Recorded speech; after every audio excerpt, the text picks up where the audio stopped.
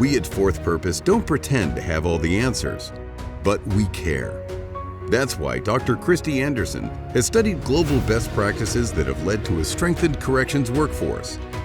She brings her own corrections experience to the table, as well as a medical mental health background. This experience has prepared her to speak to the well-being of our corrections workforce. The training you are about to view is designed to give you tools and interventions to help withstand the stressors common to this demanding job.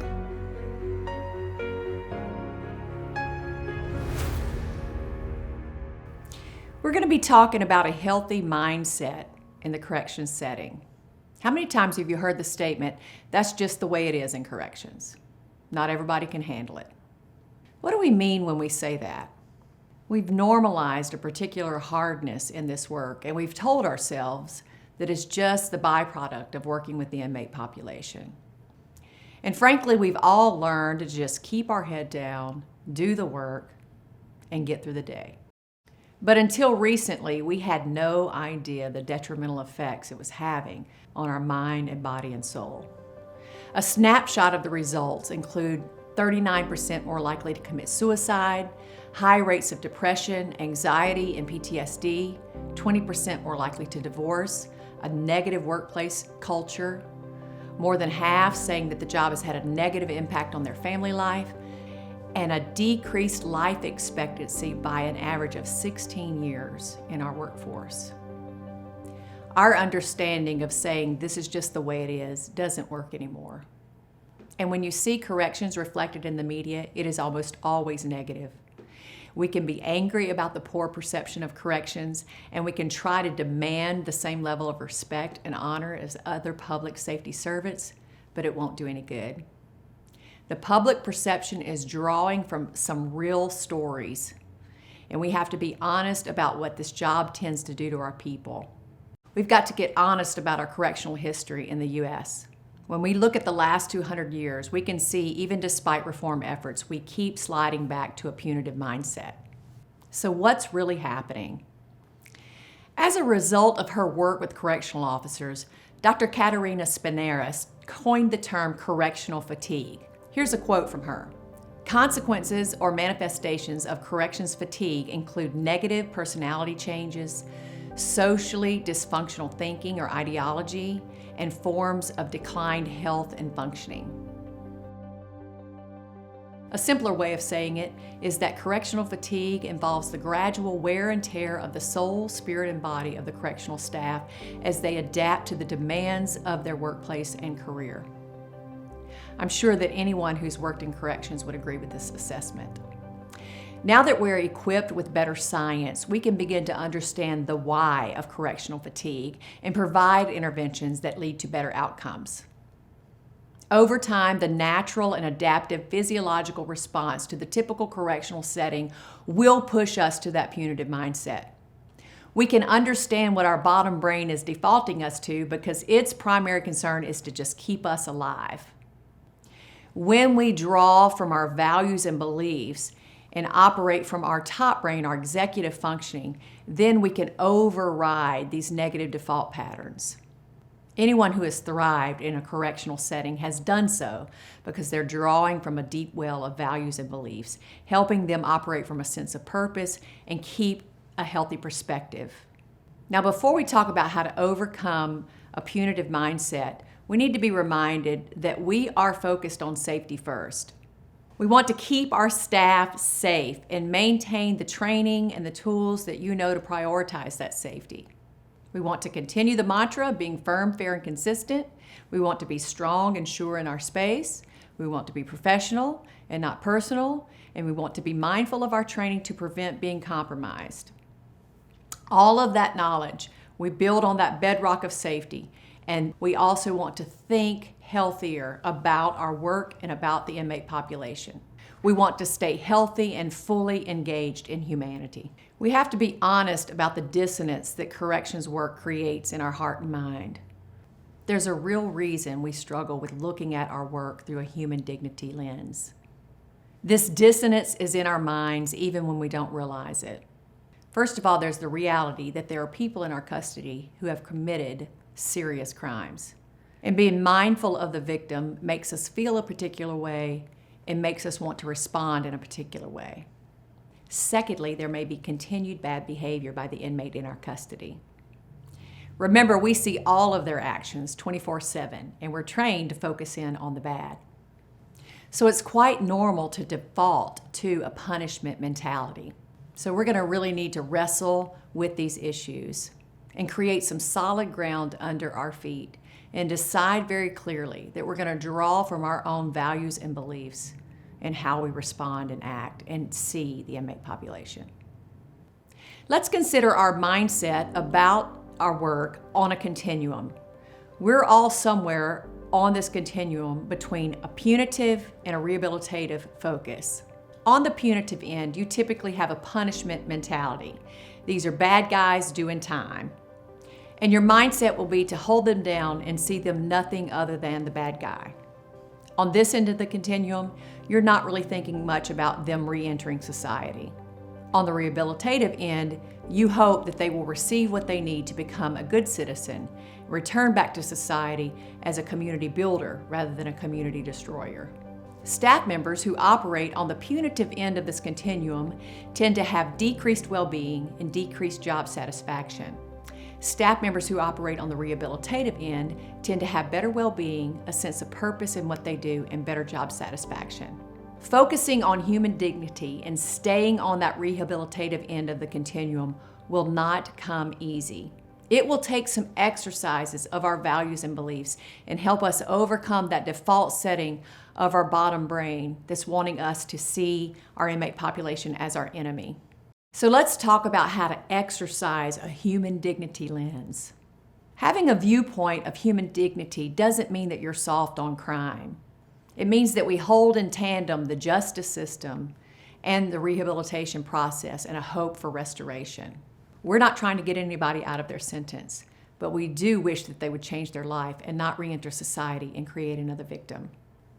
More than 95% of those in our custody will return to their community. So us investing in their rehabilitation is the other part of public safety. A human dignity approach is not incompatible with a safe and secure facility. I think Jesus said it best when he was sending his disciples into a dangerous setting, and he said, "Be wise as serpents and innocent as doves." So what does that mean? It means having discernment about your environment, knowing full well what the risks are, and being fully trained to address those risks and step into that danger, but also having your heart turned to the good, wanting this story to end well and wanting to create safe communities. So let's talk about how to exercise that human dignity focus. It starts with recognizing that every human being has intrinsic worth and deciding that you will not move away from that fundamental truth. Now, if you're a person of faith, maybe this comes from your understanding about the character of God, that every person is created in the image of God, therefore is endowed with worth and dignity. It also can be seen in our Declaration of Independence, which states that we hold these truths to be self-evident. In other words, it should be obvious to everyone that all men are created equal. When we exercise this value muscle until it is strong and consistent, then we will no longer do those mental gymnastics of deciding how to respond to people based on their behavior. Now, this value will be tested regularly. On a daily basis, perhaps, you will get the chance to really press in and say, this person has infinite worth and dignity, because their behavior will make you want to disregard them. And you have to remind yourself, they are a human being loved by God. When you feel those strong emotions well up in you, emotions like rage and hate, recognize what you're feeling and put it in perspective. Is your strong emotion outrage for the crime that they've committed and the victim's suffering that you know of? Then you have to remind yourself that justice is the sentence. We're not trying to get anybody out of their sentence. We're maintaining justice by keeping them incarcerated for the duration of their sentence. My rage wants me to continue to hold down the bad guy and continue to punish him, but that likely will increase his chances of reoffending when he's released. Maybe my source of anger is not necessarily from the original crime, but from continued bad behavior. We hold people accountable for their bad behavior while incarcerated, but we don't exceed the limits of the law. Often our rumination on events or our vengeance only leads to harming us as anger and rage takes root in our heart. I want to suggest to you that this anger, rage, and possibly even disgust, left unchecked, is the source of what Dr. Spineris described as personality changes and ideological changes that happen in our workforce. And a great way to resist that negative slide is to push into the human dignity of each human being and remind yourself of each person's worth and value. That worth and value isn't decided by you, it's intrinsic in who they are. My faith perspective tells me that God determines that, not me. We must recognize that our actions display our character, not theirs. I've often heard people say, if you act like an animal, I'm going to treat you like an animal. But that's not the right way to look at this. If you act like an animal, that's reflecting your character. How I respond to you reflects mine. I want to remind you there's a reason why we call this exercise. Just like you don't really want to go to the gym and work out those muscles, but you know you must to make them strong, we have to work out these muscles of our values and beliefs so that we have a better outlook about humanity and it helps our own well-being. A good way to assess yourself on that punitive, rehabilitative continuum is to just simply ask yourself, do I want to see them crushed or do I want to see them redeemed? Now let's remind ourselves of a little of the brain science that we've covered in other sessions. We've already talked about the trauma that we experience, as well as the development of hypervigilance tends to give us a negative bias. It tends to filter out the good and focus on the bad. So we have that working against us. We also learned that in stage 2 of burnout, we will tend to depersonalize and become callous and detached. So our state of burnout tends to make us look at the inmate population as less than human. And let's not forget, according to society, we are housing the bad guys. So there's an unconscious reinforcement for us to treat them as so. And something we haven't talked about yet is the nature of our power role. We are holding human beings against their will. We have power over them. Every staff member has a power position in corrections. And we know from brain science that we interpret power as increased survival. So when we're in power, we want to hang on to it and we want to keep people under our control. And unless we're willing to draw from our values and beliefs and handle that power role responsibly, it'll tend to bring out the worst in us. Many of us have experienced that situation where we had a colleague who promoted to a position higher than us and we saw how it changed their personality. And many of us have experienced a supervisor who didn't handle their role of authority very well. In this correctional setting, there is an imbalance of power, those who have the control and those who have no control. And it's so important that our staff be people of virtue and handle that power role responsibly. In addition to exercising that human dignity lens, we also want to exercise a rehabilitative orientation.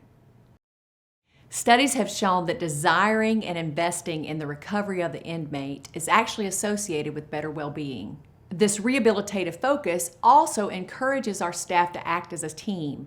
It's no longer security versus treatment, but we're all working towards the same goal. Let's face it, we see a lot of bad in this career. But when we're working to see good overcome evil, this promotes a sense of meaning in our environment that is so plagued with brokenness. A rehabilitative focus also helps us work against that default to a negative bias, because that negative bias causes us to see the world as bad and dangerous, and that's no way to live. We want to be people of character both at home and at work. This human dignity, rehabilitative mindset allows all of that to sync up. As a matter of fact, when we operate from a different set of beliefs in our workplace, it can create what's called moral injury. This phenomenon was first noticed with the military. Moral injury can occur when an individual acts or fails to act in a way that violates one's own morals, values, or beliefs. So the goal of this training is to provide a place of integration to sync up your values and beliefs with your everyday practices at work, reducing your risk of moral injury. Again, we're talking about maintaining safe and secure facilities, but we must realize how we view our inmate population matters to our own health and well-being.